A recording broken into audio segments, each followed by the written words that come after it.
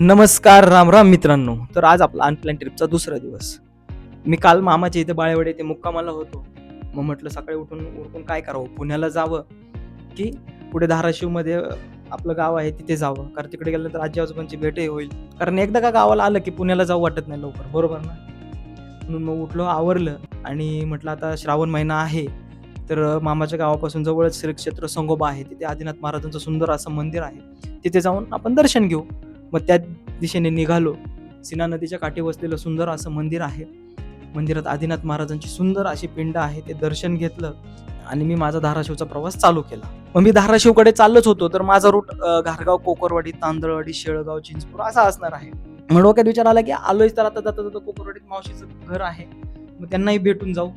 मग त्यांच्या इथे गेलो, भेटलो, तर तिथं पाहिलं तर बैलाचं शिंग कापण्याचं काम चालू होतं. जसं आपली नखं वाढतात किंवा केस वाढल्यानंतर आपण कापतो, तसं इथं बैलाचं शिंग कापत असावं असं मला वाटलं, कारण मी पहिल्यांदाच ही गोष्ट पाहत होतो. आणि हे पहा, बैलाचे कापलेले शिंग. तुम्हाला जर कोणाचे शिंग कापायचे असतील तर मला सांगा, मी नंबर घेऊन ठेवला आहे. तर एक शिंग झालं म्हणून त्यांनी दुसरं शिंग कापण्यासाठी घेतलं. तर मी म्हटलं आता चला आपला पुढचा प्रवास चालू करू. पण काय, वाटेत गाडी पंक्चर झाली. नशिबानं मला लवकर दुकान मिळालं, तर माझी गाडी पंक्चर काढून मी माझ्या पुढच्या प्रवासाला निघालो. तर काही वेळातच मी माझ्या गावी पोहोचलो, तिथे बसलो आणि मग विचार केला की अजून खूप दिवस आहे आपल्याकडे, तर काय करावं. मी विचारलं की इथे कोणतं मंदिर आहे का, तर मला सांगितलं की सौताडा येथील रामेश्वर महाराजांचं मंदिर आहे, तू जाऊ शकतोस. मग मी सर्च केलं आणि मंदिराच्या दिशेने निघालो. जामखेडपासून मला वाटतं 20 ते 22 किलोमीटर अंतरावरती हे मंदिर असावं. तिथे 10 रुपयाचं तिकीट काढून मी गाडी लावली आणि पाहिलं. खरंच खूप सुंदर असं मंदिर आहे. मंदिराच्या चारही बाजूने असे डोंगर आहेत आणि हे डोंगराच्या बरोबर खाली दरीमध्ये मंदिर आहे.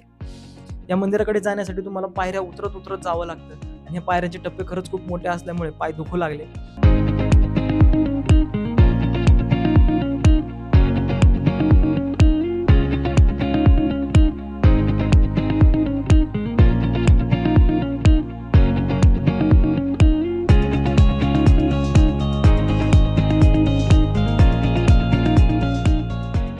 मग रामेश्वर महाराजांचं दर्शन पूर्ण करून मी माझ्या गावाकडे परत जायला निघालो. तर जाता जाता वाटेमध्ये सीताराम गड होता आणि त्याच्यामध्ये मी पहिल्यांदा गेल्यानंतर पाहिलं की रामाची मूर्ती होती.